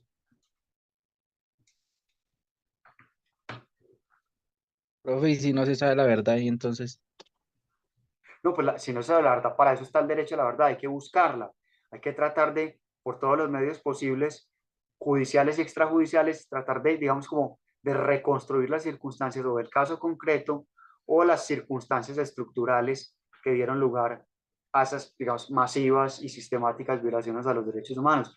Para eso existen cuerpos especializados en el aparato institucional, sea judicial o sea extrajudicial, que tienen esa labor concreta y específica. También, por ejemplo, hay una institución que se creó a raíz de este sistema actual de justicia transicional, que es la unidad de búsqueda de personas desaparecidas. Hay una unidad concreta y particular que tiene el Estado colombiano actualmente, que lo que hace día, tarde y noche, todo el tiempo, es tratar de buscar a las personas que están desaparecidas y encontrarlas, si están vivas muy bien, o si no, si están muertas, pues entregar los restos mortales a sus familiares. Pero el Estado no puede renunciar nunca a satisfacer el derecho a la verdad de las víctimas y de la sociedad en su conjunto. Profe, pero dicen que sí, la verdad, pero pues cada quien cuenta la verdad eso como, pues un ejemplo como Popeye, que duró como 20 años diciendo sobre las bombas y todo lo que se ocurrió en esa época. a su conveniencia. No, sí, muy buena intervención, claro, eso es muy importante. Hay verdades, digamos, hay verdades que son plurales, hay distintos sectores que tienen distintas percepciones.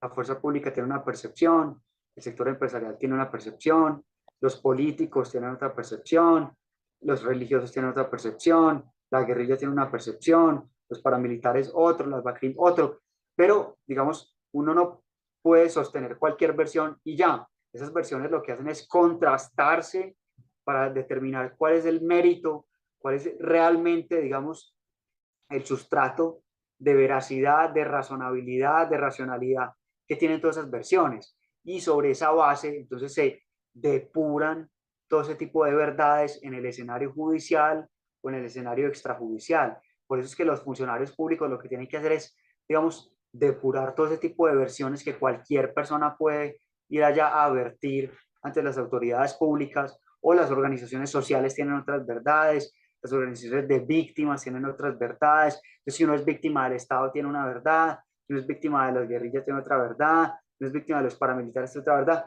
Lo que tienen que hacer los funcionarios públicos es ser muy ecuánimes y depurar ese conjunto de versiones sobre lo que pasó en un conflicto armado o en una dictadura, para, digamos, llegar a ciertas, digamos, verdades que puedan ser institucionalmente defendibles, comprobables, verificables. Sí, eso es muy importante.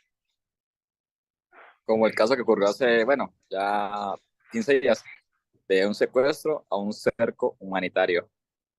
Exacto, correcto. Lo que tiene que hacer ahí, digamos, los funcionarios públicos, sobre todo de la rama judicial, es determinar, digamos, cuáles fueron las circunstancias fácticas, cuáles fueron los hechos del caso, para después calificar qué fue lo que pasó ahí. ¿Sí? Si, digamos, el tiempo durante el cual las personas de la fuerza pública estuvieron retenidas no fue tan prolongado, bueno, tal vez no se puede hablar de un secuestro como si se hablaba, por ejemplo, cuando, digamos, las guerrillas secuestraron durante muchísimos años a personas de la fuerza pública, pero no solo, también a políticos, empresarios, en fin. Claramente hay un secuestro, porque a muchos de ellos incluso los mataron cuando estaban en cautiverio o se murieron por enfermedades contraídas en la selva, en fin, un tipo de cosas. Este tipo de situación que ocurrió hace 15 días, bueno, pues que sea intermedio, que no sea un secuestro en el sentido tan grave como ocurrió con las guerrillas, pero puede que tampoco sea simplemente un cerco humanitario. ¿A qué calificación le va a dar, digamos, el Estado a ese tipo de actuaciones desmedidas por parte de, digamos, los civiles que, digamos, detienen de forma desproporcionada a un conjunto de miembros de la fuerza pública? ¿Ven? Pero entonces digamos que la calificación la tienen que hacer los organismos que están habilitados para eso. ¿Sí? Pero ahí siempre los derechos humanos, digamos, para nosotros no son a conveniencia como, digamos, de parte de nosotros hacia los civiles. No, pues, no, eso es un punto muy importante, eso lo discutíamos en el diplomado. La fuerza pública ahí, in, incluso en el ejercicio de sus funciones, tienen derechos humanos que tienen que ser respetados por parte de los particulares, de las comunidades. En todo caso, esa retención que hubo ahí, cualquiera sea la calificación que uno le dé, es una calificación ilegal, desproporcionada, injustificada, y las comunidades no estaban legitimadas para hacerlo. Eso implica en todo caso una vulneración de los derechos humanos de los miembros de la fuerza pública. ¿Sí? Sí, profe. Más allá de la calificación que finalmente se le dé. Una cosa es la calificación que se le dé por la proporcionalidad de la retención que hubo, pero otra cosa es el desvalor de la acción. No está justificado haberlo hecho, es ilegítimo haberlo hecho. Las comunidades no tenían una facultad para haber hecho eso. ¿Sí? Listo, profe. Listo. Sigamos. Otro derecho que tiene que ser satisfecho en todos los sistemas de justicia transicional es el derecho a la reparación. Es otra exigencia en los procesos o sistemas de justicia transicional. En este caso, tiene que ver con qué, ya no con esclarecer la verdad, sino con resarcir los daños causados como consecuencia de las violaciones graves a los derechos humanos. Ese principio tiene que satisfacerse, bien sea en una modalidad judicial o en una modalidad extrajudicial o administrativa. Cuando el principio se satisface en una modalidad judicial, estamos hablando del derecho a la reparación integral de las víctimas. Esa reparación es integral porque se da caso por caso, de forma exhaustiva, a las personas que acudan ante la judicatura, ante la justicia, para que se les resarza por las violaciones graves a los derechos humanos que ha habido. Entonces miren que aquí vuelve a aplicar el mismo principio del derecho a la verdad. Cuando la reparación es judicial, entonces es muy exhaustiva, es muy profunda. Por eso hablamos del principio de reparación integral y se compone de 3 medidas. Las medidas de restitución, por ejemplo, si yo fui objeto de un desplazamiento forzado, la restitución implica que me van a restablecer, restituir el predio donde yo vivía con mi familia, si por ejemplo era un campesino. Medidas de restitución o medidas de compensación. Entonces, si no se puede restituir mi predio porque las condiciones, por ejemplo, de seguridad pública no lo permiten, entonces hay una compensación económica, ahí sí, una reparación económica, lo que me preguntaban, para compensar el hecho de que yo no pueda volver a vivir en mi predio. Compensación.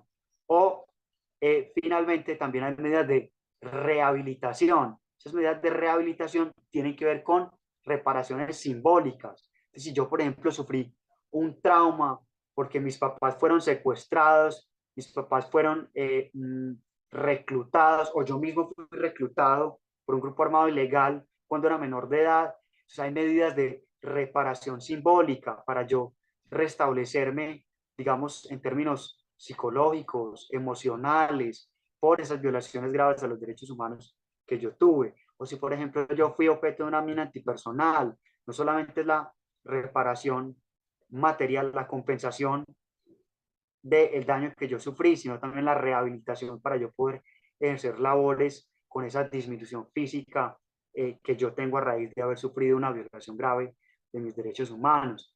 Por ejemplo, ¿sí? Eso pasa mucho con miembros de la fuerza pública, pero también de campesinos y población civil que son afectados por minas antipersonal que son sembradas por los grupos armados ilegales y ese tipo de cosas. Entonces la reparación ahí es exhaustiva, pero también hay medidas de reparación administrativa. Las medidas de reparación administrativa no son tan exhaustivas porque son medidas, digamos, que intentan abarcan más, como la verdad extrajudicial, abarcan más, pero no pueden ser tan profundas. Entonces lo que hay aquí son unas políticas públicas de reparación administrativa, se crea un programa estatal de reparación masiva, que por ser masiva y por ser un programa estatal administrativo no puede ser tan exhaustivo, no puede ser tan profundo, o sea, hay medidas generales para reparar a una mayor cantidad de víctimas, es lo que tiene de bueno. Tal vez no responde al principio de reparación integral, de restitución, compensación, rehabilitación, pero sí tiene algo bueno y loable, que es que puede reparar un conjunto más amplio de víctimas, ¿sí? Un grupo más amplio de víctimas.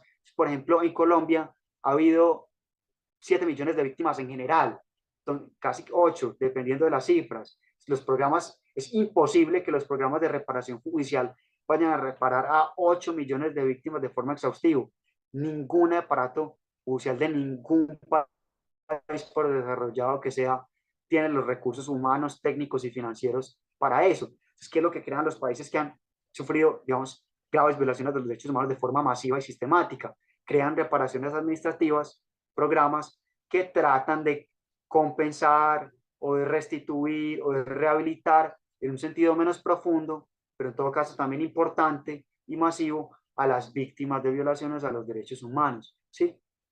Y lo que normalmente ocurre, igualmente como con el derecho a la verdad, es que se mezclan las reparaciones judiciales y a los que finalmente no se pueden reparar de forma judicial, pues se los repara de forma administrativa, ¿sí? Miren, se conjugan los factores, se conjugan las estrategias para lograr un cierto equilibrio en los derechos de reparación de las víctimas. Ahora, hay medidas de reparación material y medidas de reparación simbólica, lo que ustedes me preguntaban, lo que ya medíamos. Las medidas de reparación material son medidas tangibles para remediar las violaciones graves a los derechos humanos, como por ejemplo puede ser la restitución de un predio o el pago de una plata. Esas son medidas tangibles para remediar los derechos humanos. Y las medidas intangibles son reparaciones simbólicas, igualmente muy valiosas, vuelvo y les insisto, como nosotros vamos a hacer un monumento en el pueblo donde una toma guerrillera, donde una masacre paramilitar, o vamos a reconstruir, por ejemplo, la escuela, o el templo religioso, la iglesia de un pueblo, o vamos a descontaminar las fuentes hídricas, si hubo una voladura de un oleoducto, que eso es vigente, ocurre con el ELN. Este tipo de medidas intangibles son muy valiosas, las víctimas y las comunidades también las reclaman mucho como una medida de reparación y de satisfacción del derecho de reparación de ellas mismas. ¿Me puede dar un ejemplo de esa reparación administrativa? Sí, las medidas de reparación administrativa se pueden dar, por ejemplo, cuando es imposible que haya una restitución de los predios de los 7 millones de desplazados que ha habido en Colombia, porque las circunstancias de seguridad no lo permiten, porque hay un tercero comprador de buena fe que está alegando que tiene un proyecto productivo ahí, por muchas razones. Cuando no hay una reparación, digamos, de forma de restitución del predio, hay muchas personas que fueron desplazadas, que no pueden retornar a sus lugares de origen. Entonces lo que hay es una compensación económica, se les paga una plata a cargo del Estado por no tener la posibilidad material de restituirles sus predios o a sus familias o a sus comunidades. Es un ejemplo de reparación administrativa del Estado, muy importante. Es que las reparaciones administrativas del Estado normalmente son en términos económicos.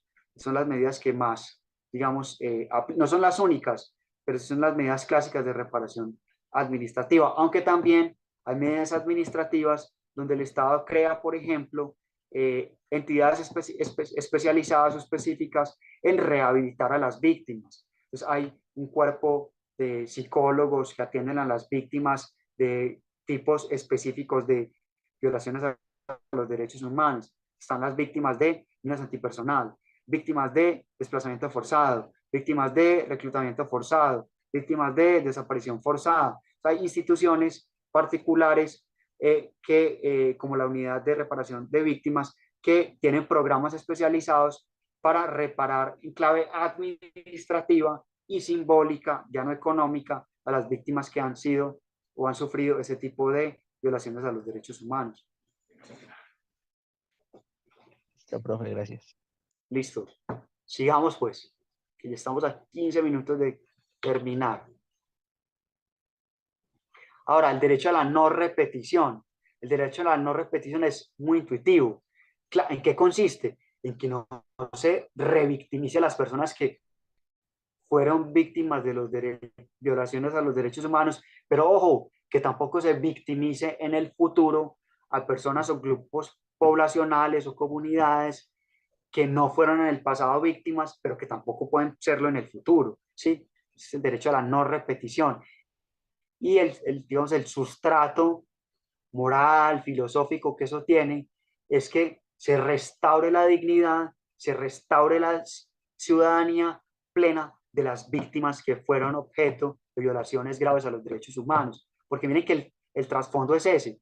Eso se conecta con el módulo 1 que veíamos general sobre derechos humanos. Es restaurar la dignidad de la persona, que nunca debió haber sido objeto de violaciones a los derechos humanos. Es restaurar la ciudadanía plena. Es que ellos puedan, por ejemplo, hay muchas víctimas que restauran su dignidad y restauran su ciudadanía. Actualmente uno los ve como congresistas, diputados, concejales, son políticos, por ejemplo, y no está mal. Lograron hacer ese tránsito de restaurar su dignidad, de restaurar su ciudadanía, y ya incluso están detentando cargos públicos, ejerciendo labores de representación de sus comunidades, en fin, de hecho, de eso se trata, ¿sí? Ese es el cumplimiento del principio de no repetición. Ahora, ¿cómo se cumple también la no repetición por parte de quienes fueron ya no las víctimas, sino los responsables de las violaciones graves a los derechos humanos? Entonces, si estamos en un escenario de transición de guerra a la paz, pues, ¿cómo se garantiza la no repetición? Con la implementación de programas de DDR, de desarme, desmovilización y reincorporación a la vida civil. Como lo pueden ver en la diapositiva, el D y la D es desarme más desmovilización, que la desmovilización no es lo mismo que el desarme. Desarmarse es entregar las armas. La desmovilización es desestructurar la organización armada ilegal, como una guerrilla, como grupos paramilitares, como una BACRIM, en fin, como un combo incluso, que cometían de forma sistemática violaciones graves a los derechos humanos. Desde desarme más desmovilización, desestructurar, desarticular la organización, y la R es la reincorporación de los excombatientes a la vida civil. Es como ellos hacen un tránsito. Piensen mucho, por ejemplo, en las personas que fueron reclutadas siendo menores, es como ofrecerles una vía de reincorporación a la civilidad, civil, económica, incluso política. Ven que hay muchos grupos guerrilleros que cuando se desarman y se desmovilizan, piden pista para tener movimientos políticos, como lo hizo las FARC, ¿no? Entonces, esa es una reincorporación también política, el escenario político. Entonces tienen curules y no sé qué. Ese es un escenario que garantiza la no repetición, siempre y cuando ellos cumplan con los condicionamientos de nunca jamás, ¿no?, armarse, nunca más violar los derechos humanos de la sociedad civil, por supuesto. Y cómo se da ese escenario de no repetición en los contextos de transición de la dictadura a la democracia. Aquí se implementan programas de lustración, se llama así. Entonces, ¿qué significa esos programas de lustración?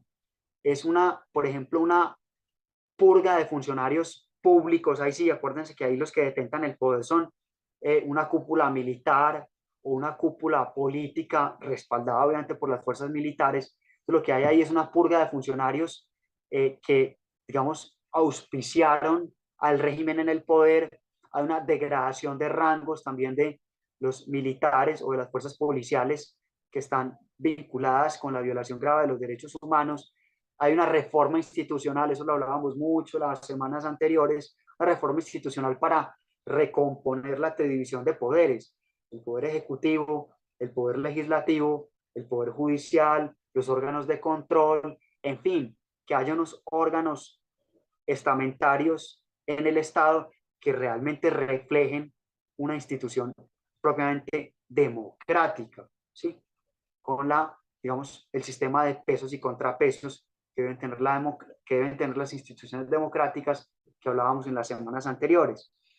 Tiene que haber una desclasificación de archivos, porque muchas veces cuando se dan las dictaduras hay una confiscación de forma ilegítima de los, digamos, documentos privados de las personas, de las organizaciones privadas, de otras organizaciones públicas. Entonces, hay una desclasificación de archivos y una devolución de los enseres y de los documentos privados de las personas, de las comunidades, de los partidos, en fin, de todo el mundo.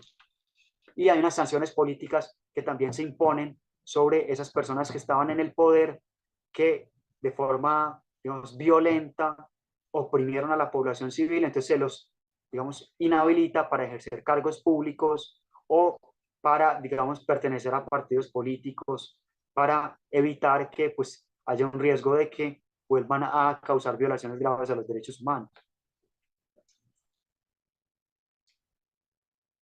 Hasta ahí, preguntas, comentarios, observaciones. ¿Y si lo incumplen, profe? No, no, obviamente si incumplen esos compromisos, pasa por ejemplo lo que ocurrió con Iván Márquez, con el Paisa, con Romaña. Ellos fueron expulsados del sistema de justicia transicional, expulsados.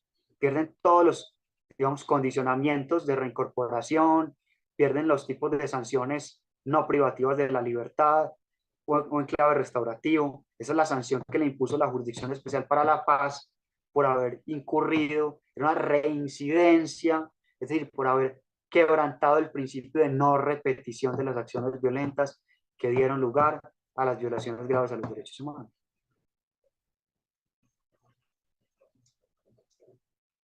¿Listo? Listo, profe. Listo, sigamos. Ahora, ¿y cuál es el derecho a la justicia propiamente dicho? ¿Cierto? Dentro de los sistemas de justicia transicional, ¿cómo es que se, digamos, materializa propiamente dicho el componente de justicia, el derecho a la justicia de las víctimas? Pues es, miren el cuadro, perdón, el círculo de abajo, el óvalo, investigar, juzgar y sancionar a los máximos responsables de las violaciones más graves a los derechos humanos. Es la persecución penal se concentra en esos máximos responsables de esos delitos más graves, ¿sí? ¿Que son cuáles? El delito de genocidio, que el genocidio es cuando una población, por razón de su etnia, de su orientación política, económica o de cualquier naturaleza, una población es exterminada. Lo que ocurrió con los judíos europeos fue un genocidio, ¿sí? Se los mató en razón de su religión judía. Ojo, que eso también ha ocurrido en Colombia, el genocidio con los miembros de la Unión Patriótica.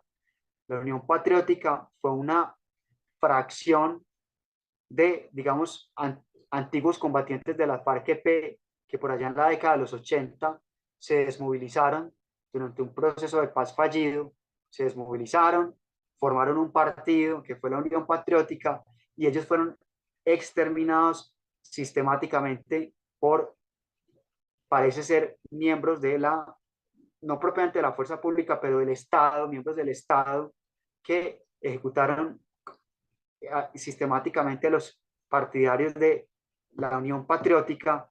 Eso se conoce como un genocidio. Eso lo está estudiando el Sistema Integral de Justicia Transicional actualmente. Ese tipo de delitos graves, muy graves, son los que tienen que investigar, juzgar y sancionar, digamos, el sistema de justicia transicional. Delitos de lesa humanidad. Los delitos de lesa humanidad es cuando se viola de forma flagrante, sistemática y contundente el principio de distinción del que estábamos hablando, ¿se acuerdan?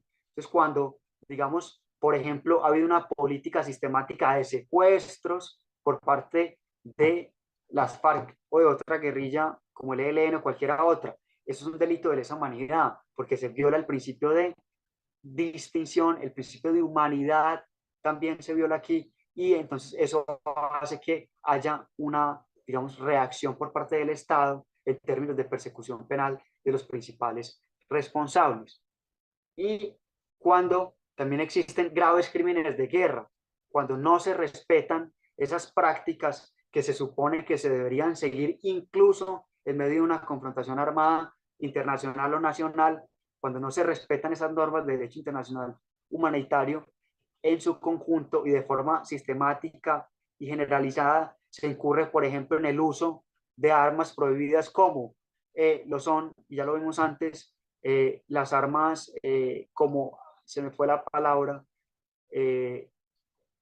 las armas de minas antipersonal, lo estábamos hablando, las minas antipersonales están prohibidas en el derecho a la guerra porque son armas indiscriminadas, no se sabe quiénes van a ser las personas afectadas ulteriormente. Entonces, cuando los miembros de los grupos armados ilegales han incurrido en zonas minadas para contener la acción de la fuerza pública y lo han hecho de forma sistemática y lo han hecho de forma generalizada, eso es un grave crimen de guerra que va a tener que ser investigado, juzgado y sancionado, por lo menos a los principales responsables de incurrir en ese tipo de conductas, o los secuestros generalizados, ese tipo, digamos, de conductas que son graves crímenes de guerra o delitos de lesa humanidad. A los principales responsables de haber incurrido en esas conductas van a tener que ser investigados, juzgados, sancionados en clave de justicia transicional.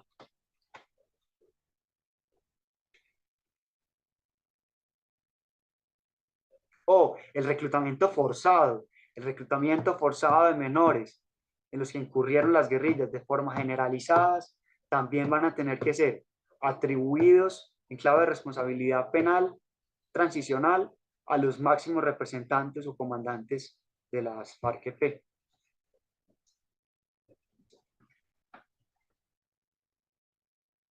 Hasta ahí, ¿estamos claros?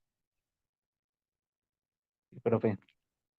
Listo, entonces vamos a dar un último video que dura más o menos 5 minutos y cerramos aquí con el tiempo justo que tenemos.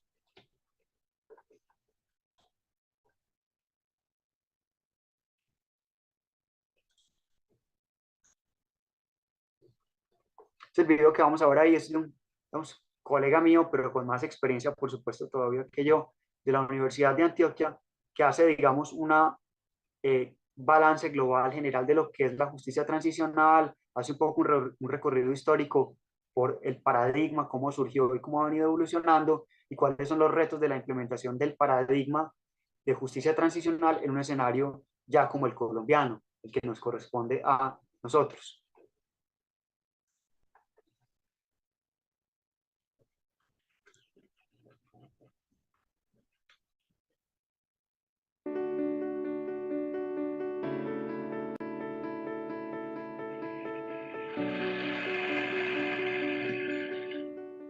La justicia transicional es un concepto relativamente nuevo que surge en los últimos 30 años. Concretamente está asociado a un contexto de transformaciones políticas que se dieron a finales de los 80 y comienzos de los 90.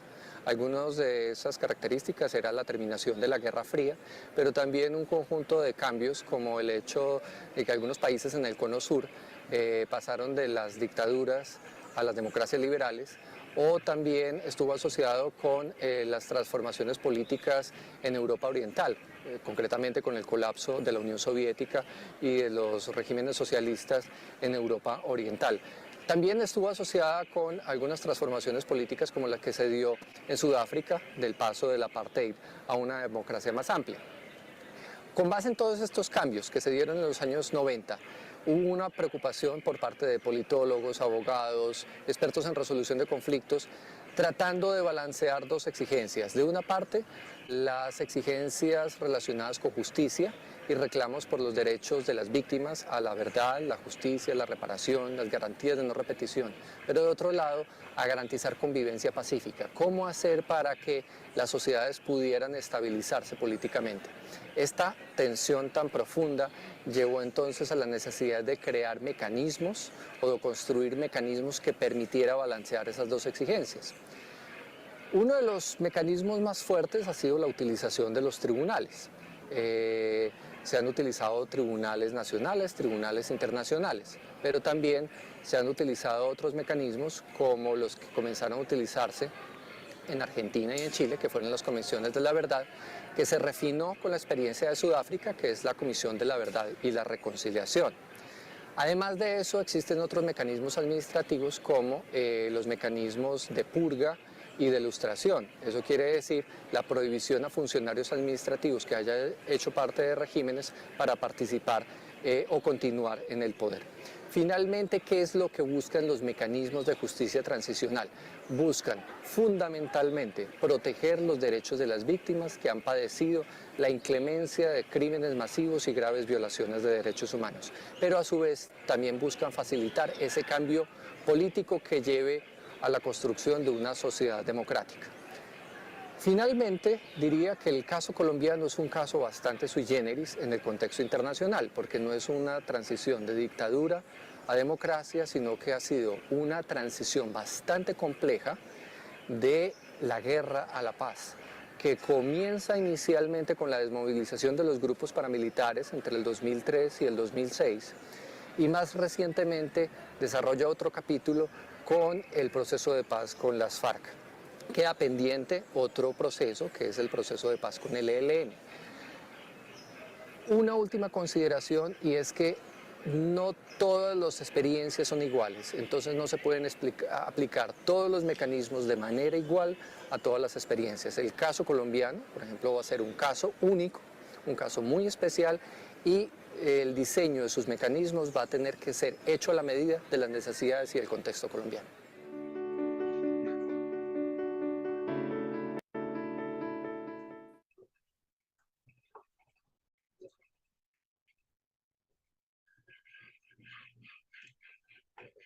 Listo, entonces con esto terminamos, son las 10 en punto, yo creo que lo logramos pues, toda la parte que tenía que ver como con la teoría general de la justicia transicional, el derecho internacional humanitario y el derecho a la guerra, muy problemático. Yo le agradezco mucho a Álvaro pues por la invitación nuevamente hoy, creo que cumplimos apenas, fue exactico el tiempo, y yo el mes entrante pues digamos después de Semana Santa, ya empezó abril, creo que va a estar como con compromisos otra vez importantes.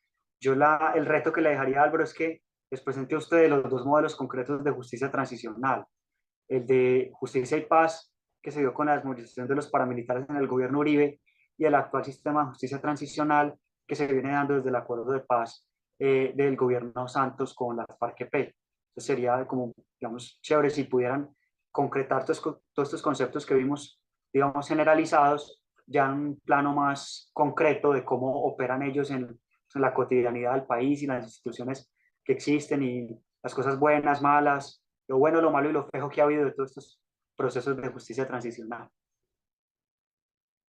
Listo, sí, señor profe. Profe, muchísimas gracias por compartir con nosotros el conocimiento que usted tiene, el amplio conocimiento. Muchas gracias, de verdad. Listo, que estén muy bien pues, un saludo y se cuidan y gracias. Listo. Listo, profe. Hasta luego, muchachos. Listo, profe, buenas noches. Chao, chao.